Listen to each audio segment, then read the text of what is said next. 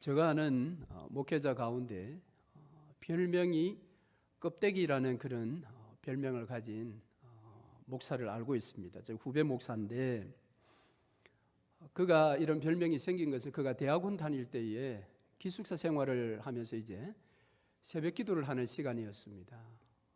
새벽 기도 이제 말씀이 끝나고 같이 이제 불이 꺼지면서 모두들 다 개인 기도 시간에 이제 들어갔는데 모두가 조용하게 그렇게 기도하고 있는데 갑자기 껍데기는 가고 예수만 남아라 그렇게 외치는 소리가 들렸습니다.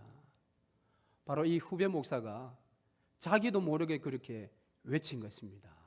껍데기는 가고 예수만 남아라. 왜 그렇게 외쳤느냐 했더니 전날이 수요일인데 수요 저녁 예배를 이제 빼먹고 전도사님 몇 분이 이제 노래방에 간 거예요. 그래가지고 밤 12시까지 막 노래를 신나게 이제 노래방 가서 가스펠송 불렀겠어요. 분위기 맞추기 위해서 또 유행가를 신나게 부르고 기숙사 들어와서 이제 자고 목요일날 아침에 새벽기도 나갔는데 이 전도사님이 기도를 하는데 그게 자꾸 이제 죄책감이 되는 거예요. 그 죄책감이 자기를 계속 누르다 보니까 자기도 모르게 그렇게 외친 것입니다. 껍데기는 까고 예수만 남아라. 여러분 어떻습니까? 여러분의 신앙은 껍데기 신앙입니까? 아니면 예수 알맹이가 있는 그런 신앙입니까? 오늘 우리가 읽은 본문의 말씀을 통해서 우리는 우리 자신의 신앙을 한번 같이 돌아볼 수 있기를 바랍니다. 영원히 정말 영원히 젊게 살 것 같은 요수아도 이제 나이가 들어서 어느덧 죽음을 이제 예견하게 되는 그런 때가 되었습니다. 그래서 그가 자신의 영적 아비였던 모세와 같이 함께 광야 생활을 했었고 가나안 정복 전쟁을 했었고 수년에 걸쳐서 땅을 거려오고 땅을 분배하고 이제 정착을 앞둔 이스라엘 백성들에게 그도 영적 아비처럼 그들에게 마지막 고별 설교를 하게 됩니다. 그 고별 설교가 여호수아서 23장, 24장 두 장에 걸쳐서 기록되어 있습니다. 여호수아는 아마 영적 아비 모세와 동일한 심정이었을 것입니다. 이 백성들과 함께 40년 동안 광야 생활을 함께 했었고 무시무시한 그런 철병거를 가진 가나안 그 부족들과의 7년 동안의 치열했던 전투를 함께 전장에서 누볐고 그리고 땅을 하나님의 뜻에 따라 12지파로 다 나누어서 분배해 놓고 이제는 더 이상 유랑하는 그런 떠돌이 민족이 아니라 그 땅에 정착하여 하나님의 나라를 이루는 하나님의 백성으로 살아가야 할 그들을 향해서 그가 마지막 남기고 싶었던 그 말씀을 설교 형식으로 오늘 들려주고 있는 것입니다.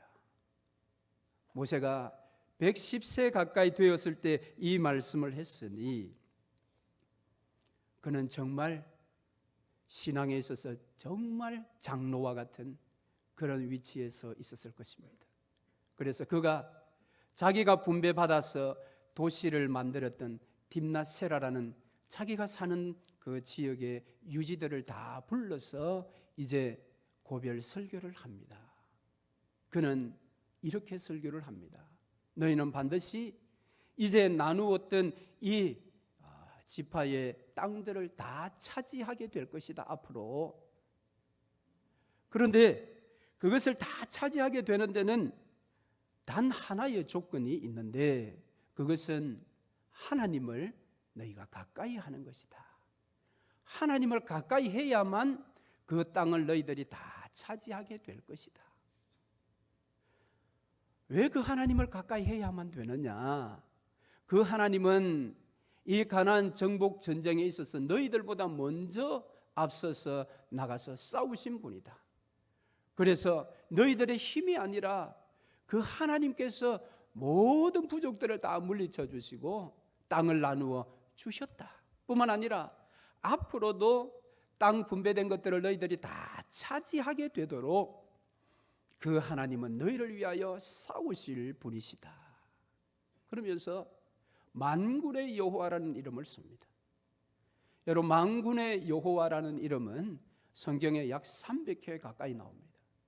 성경 제자들이 이 문장을 쓰게 될 때는 언제나 그 백성들보다 앞서서 전쟁에 나가셔서 먼저 싸우시는 여호와 하나님을 소개할 때 만군의 여호와 그렇게 이름을 부르는 것입니다.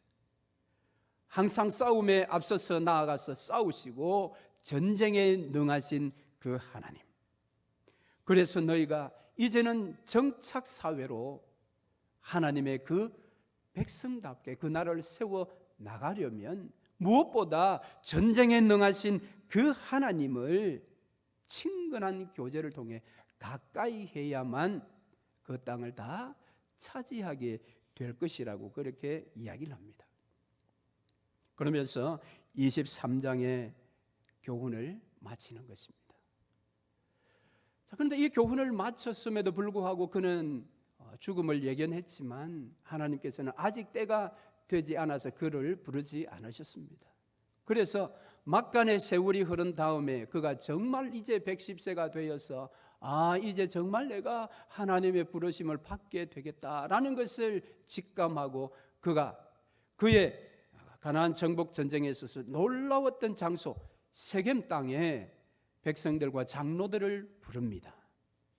그 백성들 앞에서 마지막 정말 고별 설교를 했던 내용이 오늘 우리가 읽은 본문이 속한 24장의 내용입니다. 자, 장로들과 백성들을 세겜 땅에 불러서 여호수아가 설교를 합니다. 오늘 우리가 읽은 14절 앞부분까지 13절까지는 하나님에 대하여 소개를 합니다. 그 하나님은 의로우신 분이시요 그 하나님은 언제나 신실하신 분이시다. 우리의 조상들과 언약했던 그 언약을 신실하게 이루어 가신 하나님이시다. 그 하나님을 먼저 소개합니다. 그리고 그들이 그 하나님 앞에 나타내 보여야 할 믿음의 모습을 이제 오늘 본문부터 설명해 나갑니다. 그래서 본문 시작을 그러므로라고 이야기합니다. 의롭고 신실하신 하나님이 너희를 오늘날 이 땅까지 인도하셨으니 그러므로 너희는 그 땅에서 하나님 백성답게 번영을 영원토록 누리려면 너희들이 기억해야 할 교훈이 있다는 것입니다. 그것은 바로 그를 섬기는 것입니다.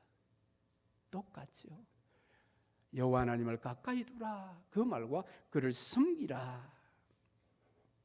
그런데 여러분, 그를 섬기라 마지막 고별 설교에서 그를 섬기라고 했을 때에 우리는 이렇게 생각해 볼 수 있을 것입니다. 이 말의 의미를 지금까지 이스라엘 백성들이 잘 섬겨왔는데 주막 가편이라 더 잘 섬기라고 그를 섬기라 이렇게 의도하고 말했을 수 있다. 또 한편 생각은 아니야, 그들은 정말 여호와를 잘 섬기지 못했어. 그러니까 마지막 유언과 같은 설교에서 너희들이 지금의 삶에서 떠나 여호와를 섬기는 백성이 되라 그렇게 의도를 가지고 말한 것이 아니냐. 여러분, 전자라고 생각합니까? 후자라고 생각합니까? 오늘 우리가 그의 말씀을 쭉 읽어 내려가면 그의 의도가 무엇인지를 알 수 있습니다. 여호수아는 그 백성들을 너무너무 잘 알았습니다. 그들과 정말 거의 50년 가까이를 함께 광야 생활부터 해왔기 때문에 그들의 신앙의 모든 것을 너무 잘 알았습니다. 너무 잘 알았기 때문에 가장 합당한 말을 마지막 설교로 했는데 그 말이 그를 섬기라. 자, 그러면 이것이 전자의 의미인지 후자의 의미인지는 조금 이따 생각을 해보고 우선적으로는 정말 선택받은 백성으로서 약속의 땅에 들어가서 번영의 삶을 오래도록 누리는데 그 비결이 여러분 너무 간단하지 않습니까? 그를 섬기라. 지금 이제 그들은 새로운 공간으로 들어가죠. 광야와 같은 그런 땅에서 새로운 젖과 꿀이 흐르는 땅으로 들어갑니다. 거기에는 기후가 완전히 다른 곳입니다. 풍습이 다른 곳입니다. 그렇기 때문에 정말 그곳에 들어가서 선민으로서 번영의 삶을 살려면, 예를 들어 너희들이 광야 생활 같은 그런 세계관을 버리고 젖과 꿀이 흐르는 정착 사회에 걸맞는 세계관을 너희들이 무장해라. 아니면 그 땅에 들어가서 풍습이 어떤 것인지를 미리 연구를 해라. 기후가 어떤지에 대해서 미리 좀 살펴봐라. 뭐 이런 것들을 마지막 고별 설교로 당부해야 될 듯한데, 너무도 간단하게 여호와 하나님 그를 섬기라. 그것은 여호수아가 바라볼 때, 여호수아가 판단할 때, 여호수아의 진단에 의하면 그들의 섬김에 지금 문제가 있다라는 것을 우리가 여기서 어렴풋이 알 수가 있습니다. 그래서 그들에게 제대로 좀 섬기라는 것입니다. 그 제대로 섬기기 위해서 너희들이 두 가지를 회복해야 된다. 오늘 그 두 가지를 생각해 보려고 합니다. 첫 번째, 그들이 회복해야 될 것이 무엇인가 하면 그들의 지성입니다. 하나님에 대한 이 지성을 회복하라. 자, 하나님의 일하심에 대해서 13절까지 쭉 소개를 하고, 그러므로 이제 너희들이 해야 할 바가 있는데, 그러면서 그를 섬기라고 이야기하면서 구체적으로 말하기를 그를 선택하라고 이야기를 합니다. 하나님을 선택하든지 아니면 너희 조상들이 강 건너기 전에 섬겼던 히브리라는 민족의 이름의 뜻은 강을 건너다라는 뜻입니다. 아브라함이 갈대아 우르에서 하나님의 부르심을 받고 약속의 땅을 향해 갈 때 강을 건너옵니다. 그래서 아브라함의 후손들 이스라엘 백성들을 히브리 민족이다 그렇게 부릅니다. 히브리라는 것은 강을 건너왔다. 그러니까 강 건너 저편 너희의 조상들이 섬겼던 그것은 아브라함의 아버지 데라가 섬겼던 그 우상들을 이야기합니다. 그 우상들을 선택하든지 하나님을 선택하든지, 아니면 너희들이 가나안 정복에서 요단강 동편에서 전쟁에서 이겼던 아모리 민족이 섬기던 그 신을 섬기든지 섬길 자를 선택하라 그렇게 이야기를 하고 있습니다. 자, 이 말은 그들이 지금 누구를 선택하지도 않고 중간에 지금 머물러 있다라는 것을 우리에게 알려줍니다. 그들의 신앙은 지금 하나님 선택도 아니고 이방신을 완전하게 선택한 것도 아니고 중간에 어중간하게 지금 서 있다라는 것입니다. 여러분, 신앙에는 중간지대가 없습니다. 하나님 편 아니면 그건 우상편입니다. 중간지대가 없습니다. 그런데 그들은 정말 줄타기 하듯이 어중간한 중간 상태에 있는, 왜 그러면 그들은 하나님도 선택하지 못하고 이방신도 선택하지 못하고 이 중간지대에 있었느냐? 그것은 요수아의 말에 의하면 그들이 하나님에 대한 지식이 없었기 때문입니다. 자, 오늘날 너희들이 누구를 섬길 것인지 선택하라 그랬더니 이스라엘 백성들이 16절부터 18절까지 그들이 쭉 반응을 보이면서 이야기하는데 무엇인가 하면 그들이 알고 있는 하나님에 대하여 지금 이야기를 합니다. 출애굽을 시켜주신 그 하나님, 광야 가운데 그들을 먹이시고 인도하신 하나님, 그리고 가나안 정복 가운데 함께 하셨던 그 하나님, 그 하나님 우리가 섬길 겁니다 그렇게 이야기합니다. 하나님에 대한 여러분 이들의 역사적인 지식이 있지 않습니까? 출애굽을 하나님 시켜주셨고 가나안 들어가기 전에 광야 생활도 주도하셨고 가나안 정복도 주도하신 그 하나님, 이스라엘 백성들이 다 알고 있지 않습니까? 그런데 왜 하나님을 알지 못한다고 제가 이야기하는 것입니까? 그것은 그렇게 역사적인 지시를 서술하면서 우리가 그 하나님 섬기겠습니다 했을 때 여호수아의 평가가 다르더라는 겁니다. 그 평가가 19절이지요. 19절에 여호수아가 말하기를 너희가 여호와를 능히 섬기지 못할 것이라 그랬습니다. 출애굽과 광야와 가나안 정복의 그 역사적인 지식을 가지고 그 하나님을 우리가 섬기겠습니다라고 했더니 여호수아가 아니야, 너희는 그 하나님을 못 섬겨, 그렇게 이야기를 지금 하고 나오는 것입니다. 왜 못 섬긴다고 하느냐?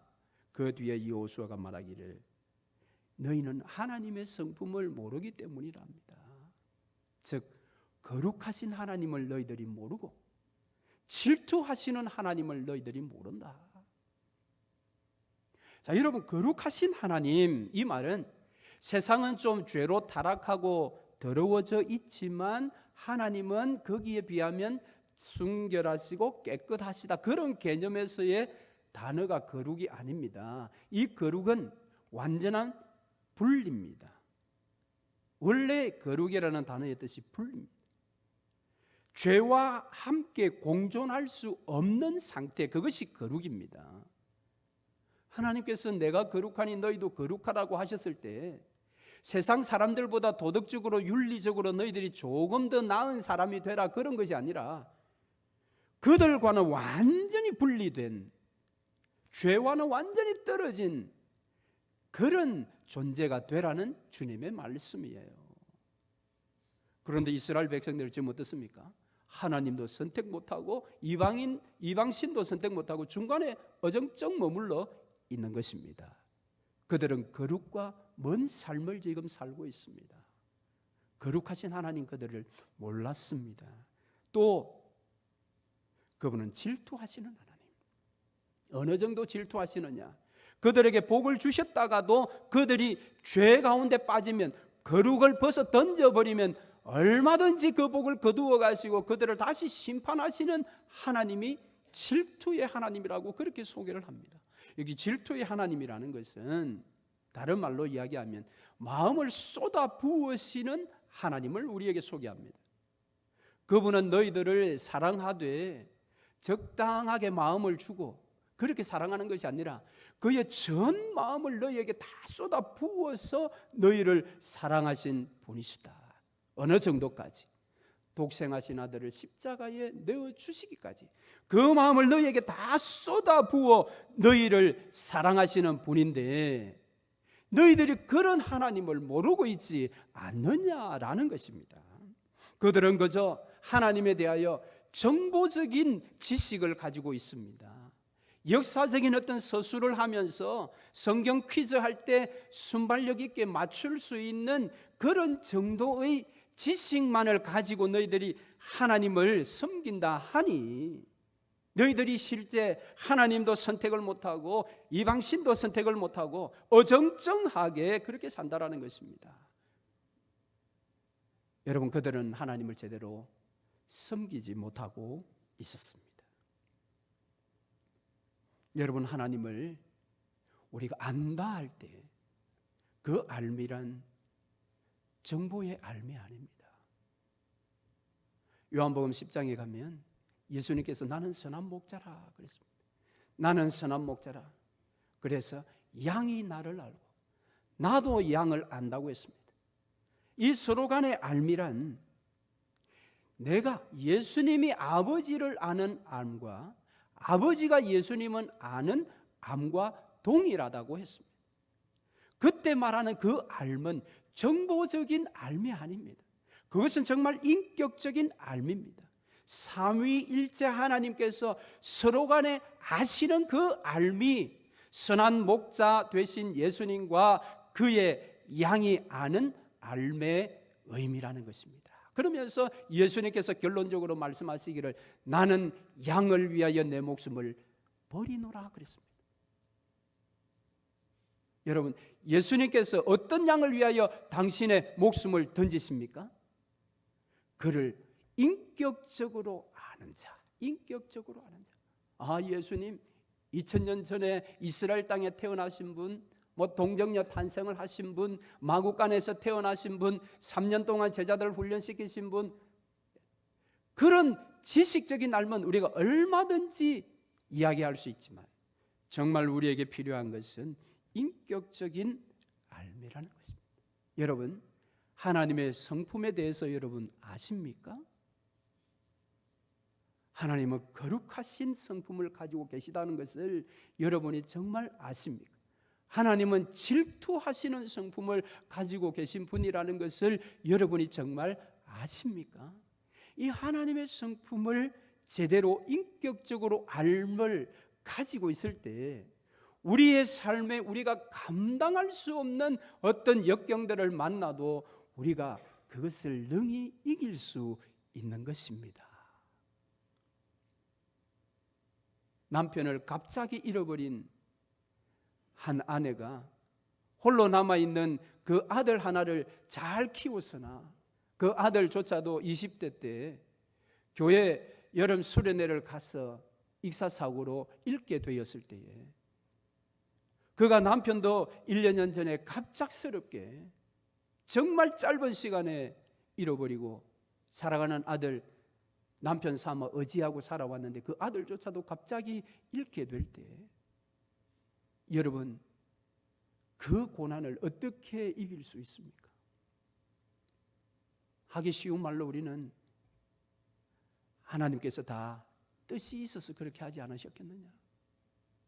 이기셔야죠.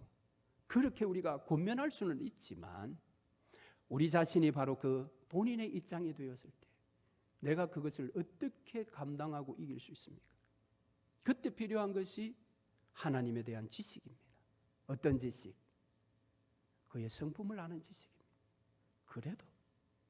그래도 지금은 내가 이해할 수 없으나 지금은 내가 받아들일 수 없으나 그래도 하나님은 선하신 분이야 라고 말할 수 있어야 하는 것입니다.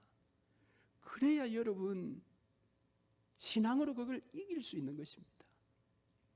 그래서 오늘 여호수아는 이들에게 너희들이 하나님에 대하여 인격적인 그 지식을 회복해라 그렇게 권면하고 있습니다.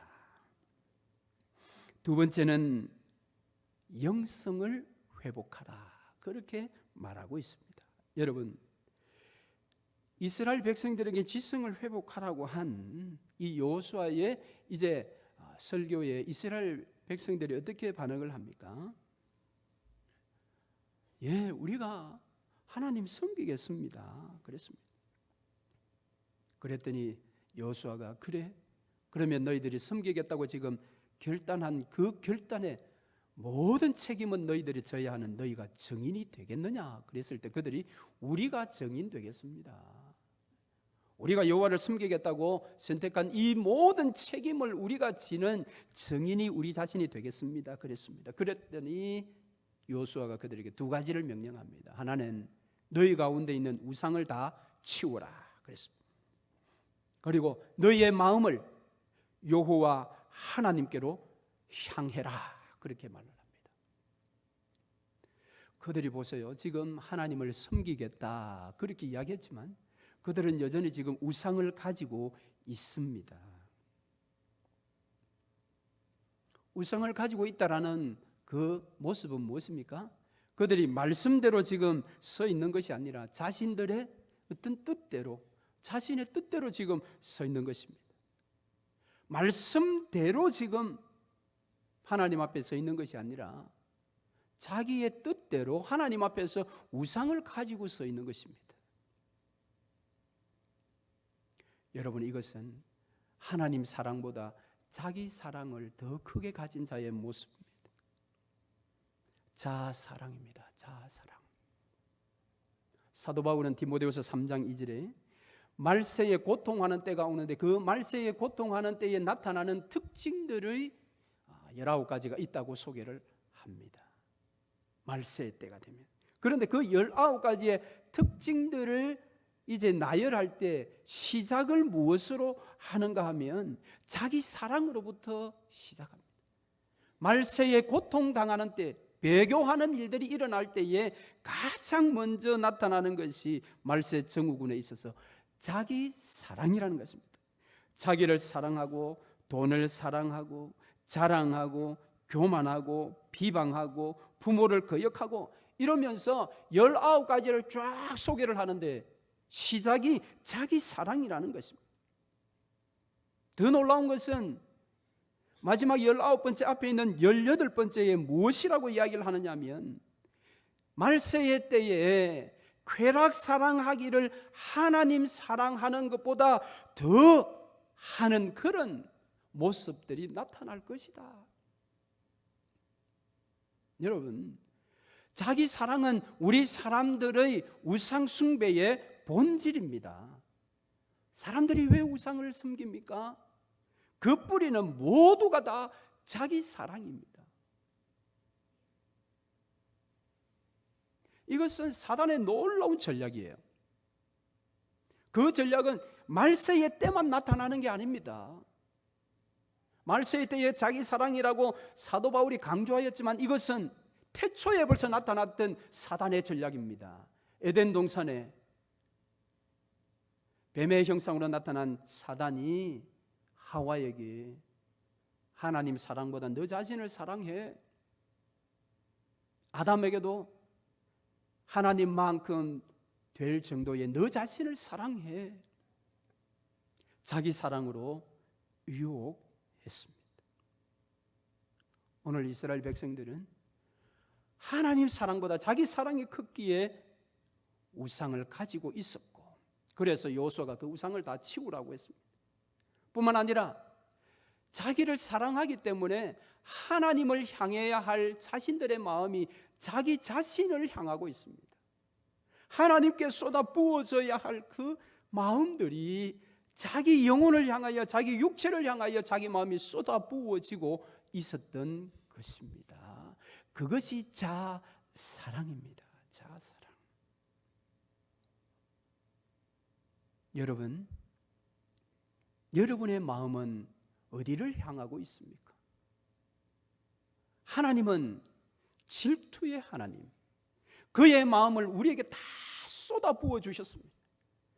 독생하신 아들을 십자가에 내어 죽이시고 거기까지 그만큼 그의 마음을 우리를 향하여 다 쏟아 부어 주셨는데, 우리는 정작 우리의 마음을 어디를 향하고 있느냐라는 것입니다. 오늘 여호수아의 이야기는 너희의 마음을 세상을 향해서도 안 되지만 너 자신을 향해서도 안 된다라는 것입니다. 너의 마음이 너희 자신을 향해 돌아서게 되거나 부어지게 될 때 반드시 거기는 우상 숭배가 나타날 것이요. 그래서 하나님을 향하여 너희 마음을 돌리며 그 하나님을 향하여 너희의 마음을 쏟아 부어라. 여러분, 여러분의 마음은 어디를 향하고 있습니까? 교회를 향하고 있습니까? 예수님께서 피 흘려 값주고 사신 이 교회를 형성하고 있는 성도들을 향하여 여러분의 마음이 향하고 있습니까? 아니면 여러분의 가정을 향해서만 여러분의 마음이 돌아서 있습니까? 여러분의 자녀들을 향해서 여러분의 마음이 쏟아 부어지고 있습니까? 그럴 사람이 한 사람도 없겠지만 쾌락을 사랑하는 거기에 여러분의 마음이 향하고 있습니까? 오늘 여호수아는 우리에게도 묻습니다. 너희 가운데 우상이 없느냐? 너희의 마음은 어디를 향하고 있느냐? 그들은 이 영성의 회복이 필요했습니다. 여러분, 영성이란 다른 것이 아닙니다. 영성이란 어떤 고고한 수도사적인 어떤 그런 모습에 있는 것이 아니라, 영성이란 우리의 마음을 하나님께 다 쏟아부어서 그 하나님의 말씀대로 내 삶을 살아내는 것입니다. 살아내는 것입니다. 오늘날 우리 한국교회가 하나님을 섬긴다고 하면서도 이 세상의 빛과 소금의 일들을 감당하지 못하는 이유가 어디에 있을까요? 어쩌면 이 지성의 부재와 영성의 부재에 있지 않겠습니까? 하나님을 안다 그러면서도 역사적인 지식은 많이 가지고 있지만 그의 성품은 전혀 모른 채, 그리고 하나님을 섬긴다고 하면서 마음은 하나님께 주지 않고 마음은 세상을 향하여, 아니면 자기 자신을 향하여, 자기의 가족만을 향하여, 자기의 자녀들만 향하여 그 마음을 쏟아붓고 있는 그런 모습들이 오늘 이 시대의 교회가 세상으로부터 손가락질 당하고 지탄을 받고 있는 모습이 아닌가라는 것입니다.